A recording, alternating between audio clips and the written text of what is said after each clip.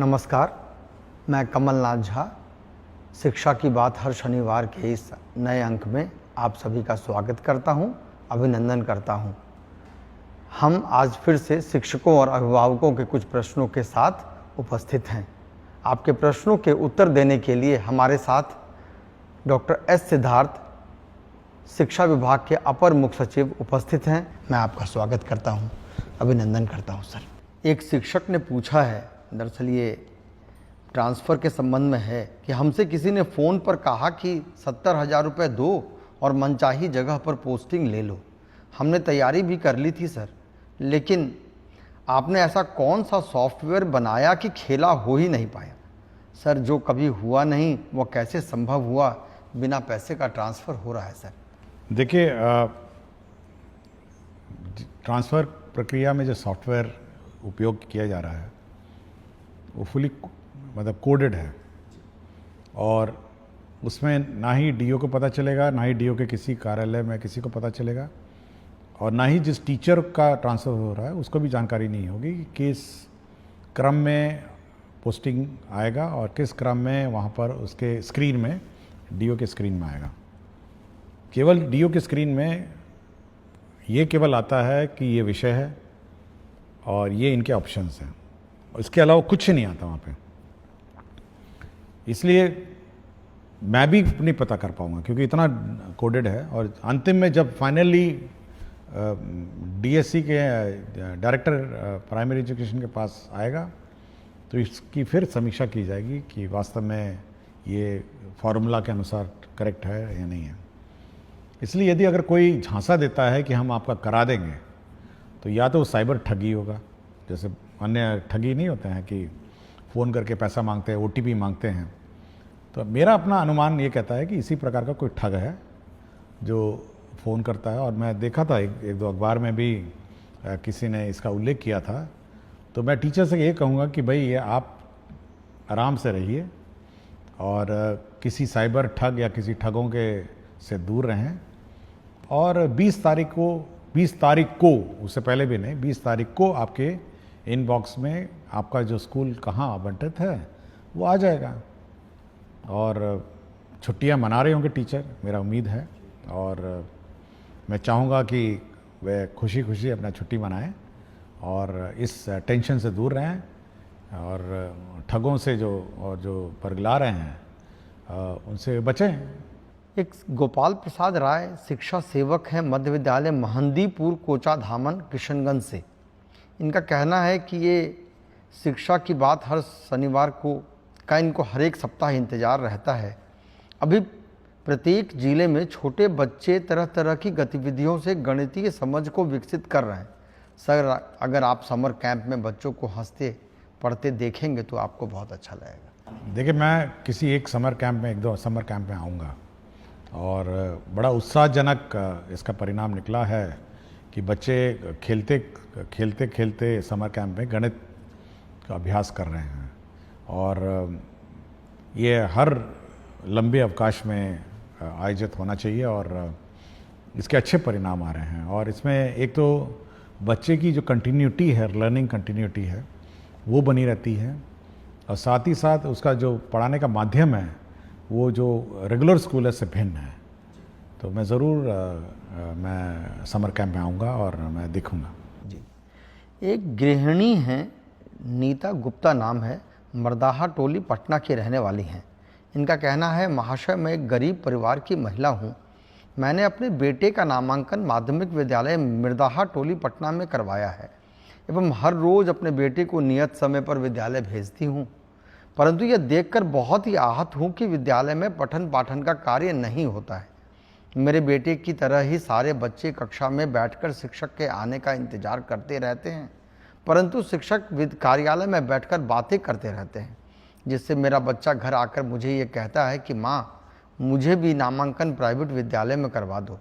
महोदय, मैं डेली समाचार के माध्यम से आपको देखती हूँ और सुनती हूँ, जिससे मुझे विश्वास होता है कि अब सरकारी स्कूल में भी अच्छी पढ़ाई होती है, परंतु अपने बच्चे की स्थिति को देखकर ऐसा लगता है मानो वो एक भ्रम है। मान्यवर, मेरी आपसे विनती है कि आप अपने लेवल पर इस विद्यालय के पठन पाठन की जांच करें ताकि दोषी सामने आ सके। मैं आपकी सदा आभारी रहूँ। देखिए, ये मैसेज मेरे व्हाट्सएप में आया था और मैंने अपने ऑफिसर्स को कहा है इस विद्यालय की जांच करें, और मैंने यह भी कह दिया कि इसके सारे टीचर्स बदल दें। ये भी मैंने कह दिया है कि जो भी टीचर्स यहाँ पढ़ाते हैं पूरे के पूरे बदल दीजिए, और यदि यह बात सत्य निकलती है जांच में तो मैं तो इनको जिला से बाहर निकाल दूंगा। मतलब जो पटना जिला मुख्यालय में बैठे आनंद ले रहे हैं, ये बिल्कुल इस जिले से बाहर चले जाएंगे। तो मैं बिल्कुल स्पष्ट कर दिया हूँ। मैंने ये देखिए बहुत स्पष्ट है, और शिक्षा विभाग का बहुत स्पष्ट निर्देश है कि अगर इस प्रकार की शिकायत आएंगी और आप बैठे स्कूल में केवल गप लड़ाएंगे और टाइम पास करेंगे, तो आप ये कंप्लेंट अगर आ गई और उसकी जांच हो गई तब तक उस जिले से बाहर चले जाएंगे। मैं प्रखंड और पंचायत की भी बात नहीं करूंगा, मैं सीधे जिले से बाहर कर दूंगा। मुझे बड़ा दुख हुआ जब मैं इस व्हाट्सएप में इस महिला, इस गृहिणी का मैंने मैसेज पढ़ा, और इमीडिएटली मैंने कहा कि सारे टीचर बदल दीजिए, और हम ये टॉलरेट ही नहीं करेंगे कि कोई इस प्रकार का बर्ताव किसी स्कूल में करे। और मैं बहुत बार चेतावनी दे चुका हूँ, और बहुत ही स्पष्ट मैंने अपने डीओ को कहा है कि अगर कंप्लेंट आई और कंप्लेंट में सत्यता आई तो आप यह सुनिश्चित करेंगे कि पटना जिला अगर उसको मुझे ना पड़े तो कोई प्रॉब्लम नहीं होगा। ये अपने को नज़र आएंगे या अपने को कहीं बॉर्डर जिले में नज़र आएंगे, इतनी दूर हम लोग इनका पोस्टिंग कर देंगे। कोई रियायत नहीं हम इनको देंगे। आपको स्कूल में भेजा है, आपको स्कूल में सब सुविधा दी है, आपके घर के स्कूल में, आपके घर के निकट स्कूल में हम लोगों ने पदस्थापन किया है, और उसके बाद अगर आप पढ़ाएंगे नहीं तो फिर ऐसे दूर दराज जाइए जहाँ पे आप पढ़ाने के अलावा आपके पास कोई काम ही नहीं रहेगा।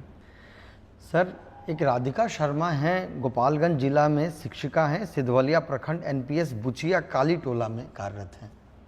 इनका कहना है कि महोदय, मेरे साथ एक भीषण दुर्घटना हुई जिस कारण मेरे सीधे पैर के घुटने के सभी लिगामेंट टूट गए और उसके बाद मेरा ऑपरेशन कराया गया।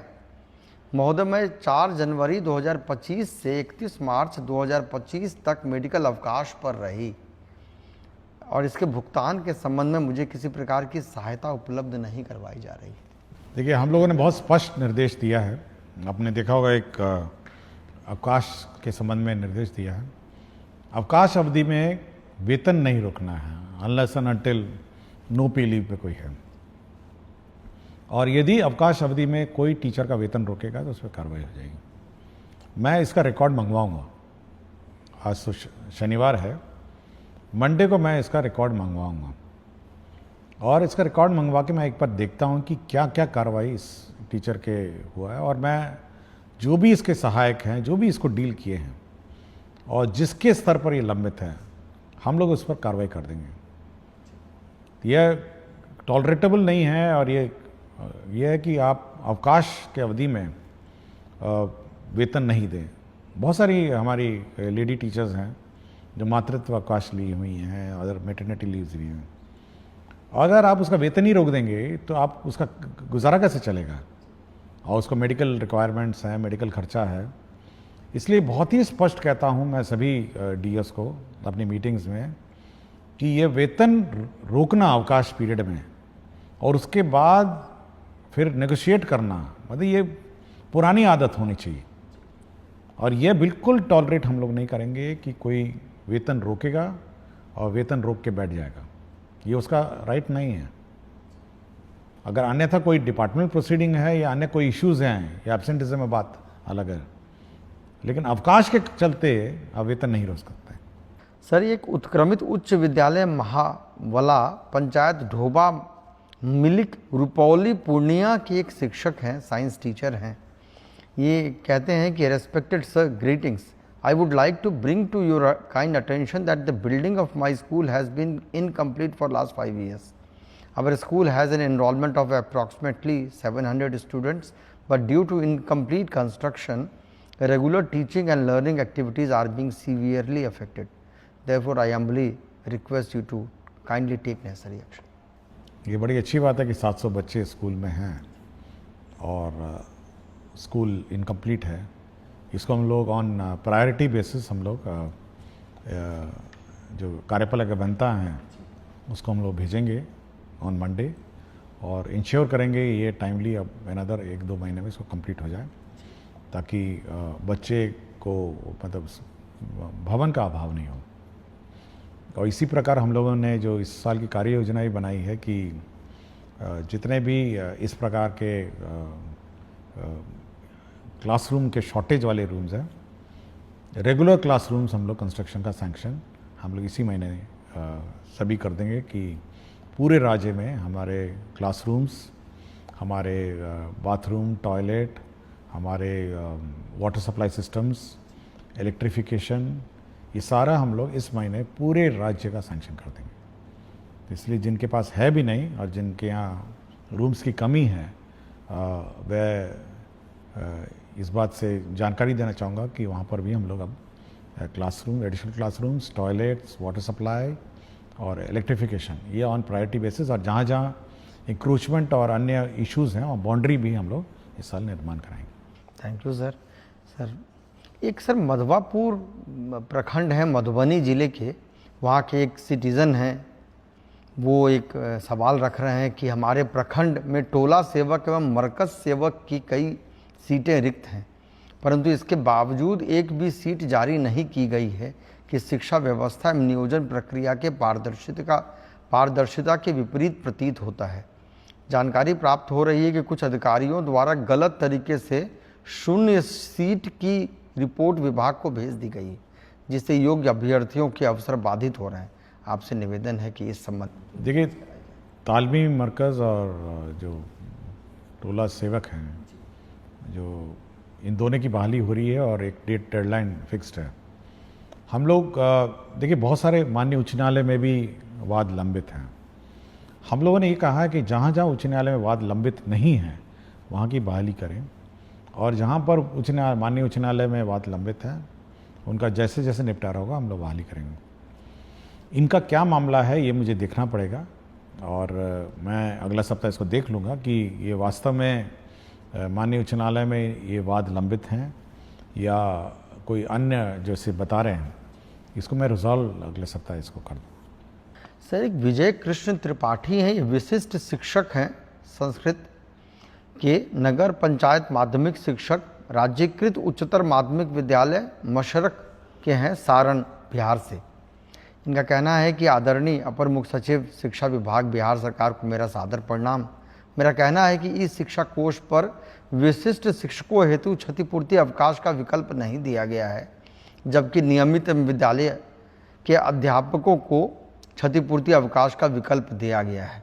ये इस संबंध में क्यों भेदभाव किया गया है, इसके संबंध में? नहीं, ऐसा कोई भेदभाव नहीं है। और जितने भी सरकारी शिक्षक हैं, विशिष्ट शिक्षक हों, TRE 1, TRE 2, TRE 3 और जो पुराने शिक्षक हैं, सभी को अवकाश का एक ही मापदंड है, ये अलग अलग मापदंड नहीं है। और मेरे ख्याल से एक बार फिर मैं अनुरोध करूंगा शिक्षक से कि अपना वेबसाइट में एक बार फिर चेक कर लेंगे।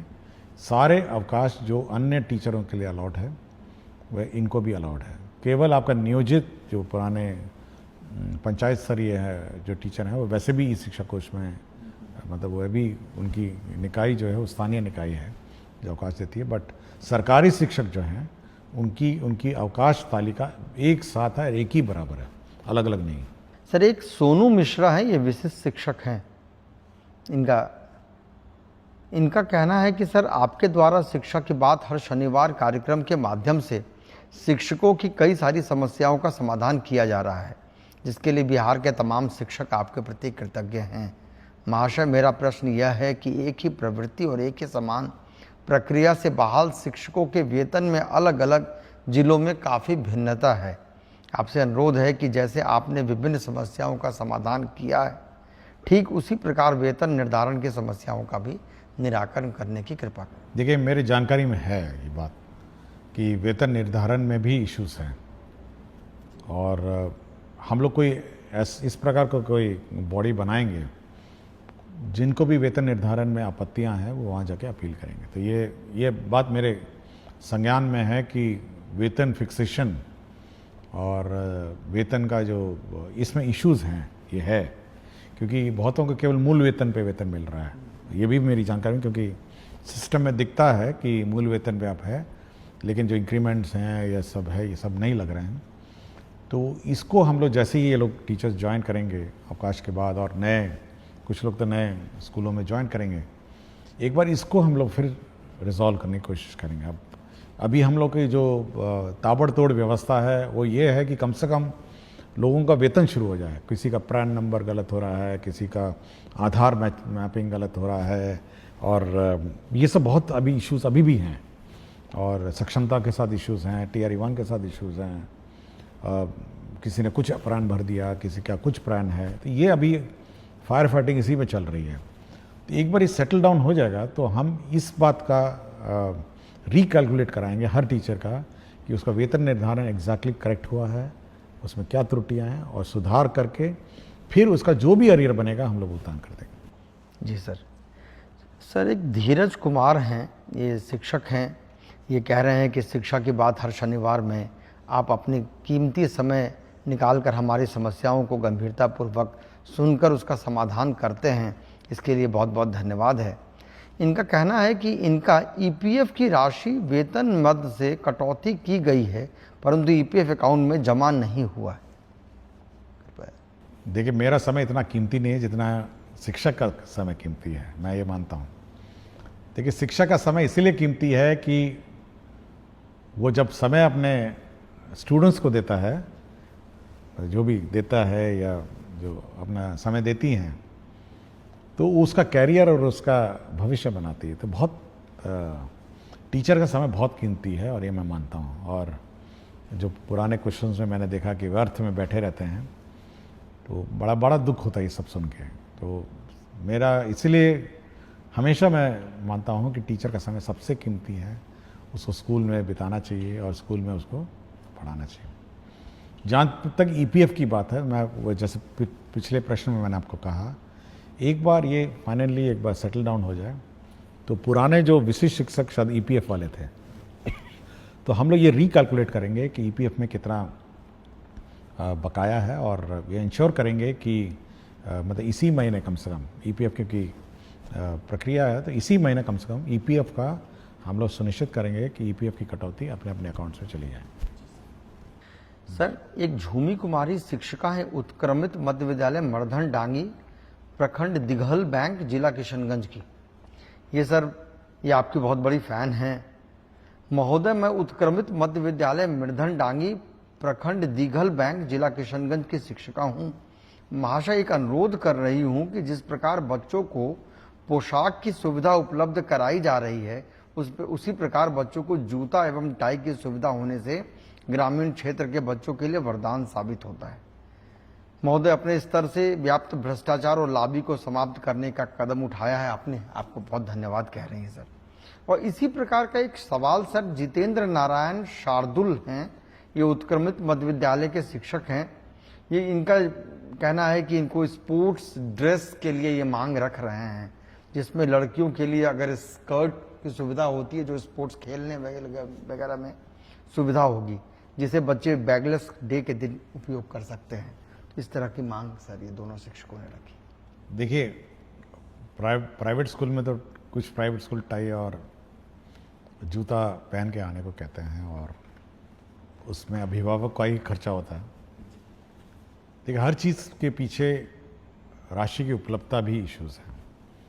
हमारे यहाँ करीब 2 करोड़ बच्चे हैं, मोटा मोटी 2 करोड़ बच्चे हैं, और जूता सॉक्स और मोज़ा भी है, मोज़ा, टोपी और टाई, इसका हम लोगों ने हिसाब किताब लगाया था एक बार।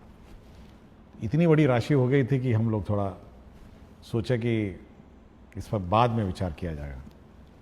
और मैं कभी कभी फ़ोटो भी देखता हूँ बहुत सारे स्कूल्स में कि अभिभावक ने अपने आप ही, सब लोगों ने खरीद के, टाई खरीद के बच्चों को दिया है। कुछ लोग जूते में भी आते हैं, और मैं लड़कियों को देखता हूँ कभी कभी कुछ स्कार्फ भी पहनी हुई हैं।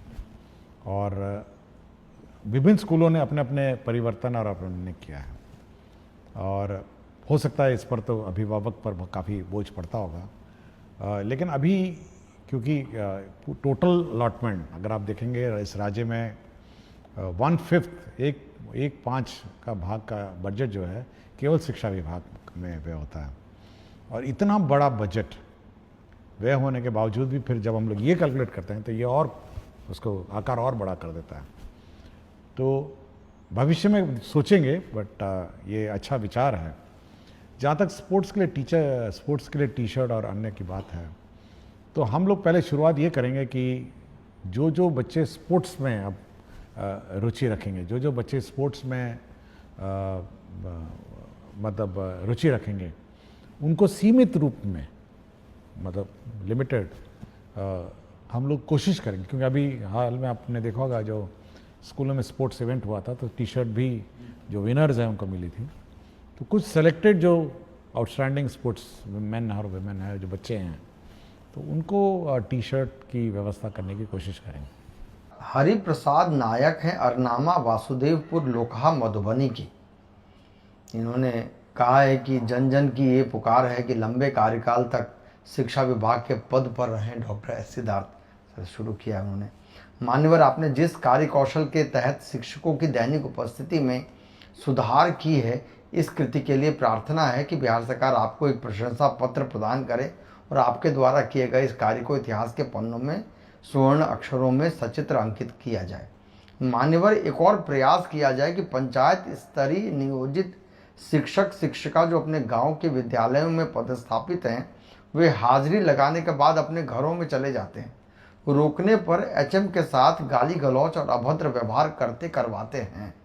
महाशय, ऐसे शिक्षकों का स्थानांतरण अनुमंडल के बाहर कर दिया जाए।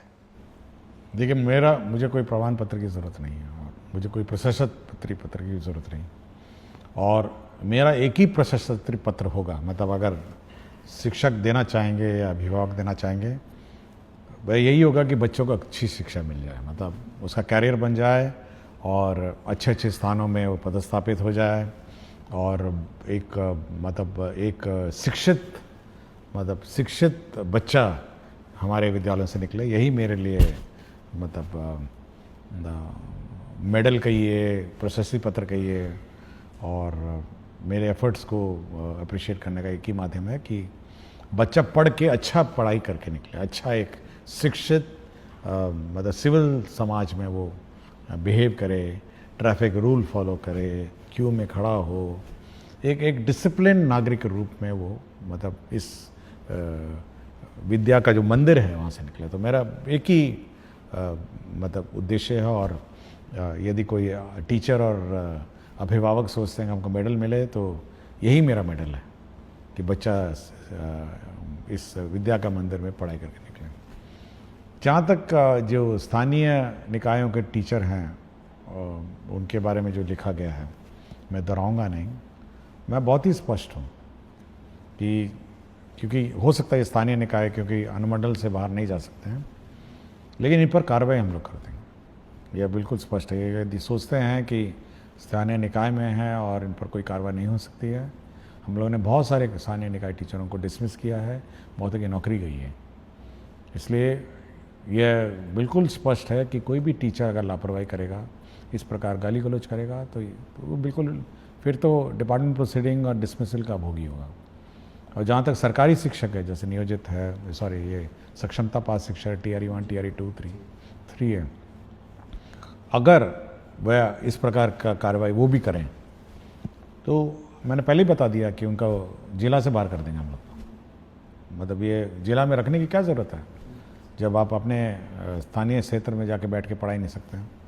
तो बहुत ही स्पष्ट है कि अगर आप इनडिसिप्लिन करेंगे और इस प्रकार की हरकतें करेंगे तो करेंगे। और दूसरा ये है कि हम लोग का ये मानना है कि किसी स्कूल की व्यवस्था सामूहिक रूप से संचालित होती है, और यदि कोई टीचर इस प्रकार का हरकत करता है तो यह दायित्व अन्य टीचर का बनता है कि वह सरकार में रिपोर्ट करे कि देखिए फलाना टीचर बदमाशी करते हैं, फलाना टीचर भाग जाते हैं, फलाना टीचर गाली गलौज करते हैं। ये बाकी टीचरों का भी दायित्व है कि सरकार को सूचित करे ताकि सरकार उस पर कार्रवाई करे। जी सर, ये बहुत उपयोगी भी है सर। और सर, एक आम ग्रामीण का ये सवाल है कि इनका मानना भी है कि प्रायः सभी जगह शिक्षा में बदलाव हो रहा है, पर मोतिहारी प्रखंड पिपरा कोठी पंचायत राज वीर छपरा राजकीय बुनियादी विद्यालय पिपरा कोठी भगवान भरोसे ही चल रहा है। प्रधानाध्यापक विद्यालय प्रांगण में ही खैनी खाते हैं। वह एमडीएम व अन्य राशि के साथ साथ वर्ग संचालन, अभिभावकों को विद्यालय नहीं बुलाना सहित तमाम तरह की अनियमितता है। हम अभिभावक हमेशा आपका कार्यक्रम फेसबुक पर देखते हैं। आप दूसरे विद्यालयों में वीडियो कॉल पर बात भी करते हैं। सर, उम्मीद है इस विद्यालय के लिए भी कुछ। देखिए, हम लोग के जो रिकॉर्ड्स हैं, अटेंडेंस का रिकॉर्ड हमारे पास है, एमडीएम के रिकॉर्ड्स हैं। हम लोग समय समय पर बोले हैं कि सबका फोटोग्राफी होना है, मिड डे मील का, पेरेंट टीचर में, ये सारे खंगालेंगे हम लोग इस स्कूल का। जैसे ही स्कूल खुलेगा, ये तो मेरे रिकॉर्ड्स में होंगे ही, मैं एक बार चेक कर लूँगा कि सारे रिकॉर्ड्स हम लोग खंगालेंगे। और दूसरा है कि हम लोग एक टीम भेजेंगे स्कूल का जांच के लिए और इनके कार्यकलाप की जांच करेंगे। अगर यदि टीचर्स दोषी पाए गए, जैसे मैंने पहले ही कहा, अगर दोषी पाएंगे तो आपको जिले से बाहर कर देंगे। तो ये मतलब स्कूल परिसर में किसी प्रकार की लापरवाही इन टर्म्स ऑफ डिसिप्लिन और क्वालिटी ऑफ एजुकेशन या निर्देशों का पालन नहीं करना, इसके लिए तो हम लोग कार्रवाई कर देंगे। बहुत बहुत शुक्रिया सर।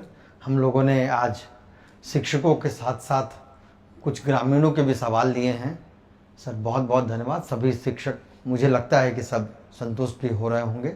हम अगले शनिवार फिर कुछ प्रश्नों के साथ पुनः उपस्थित होंगे। तब तक के लिए नमस्कार, धन्यवाद।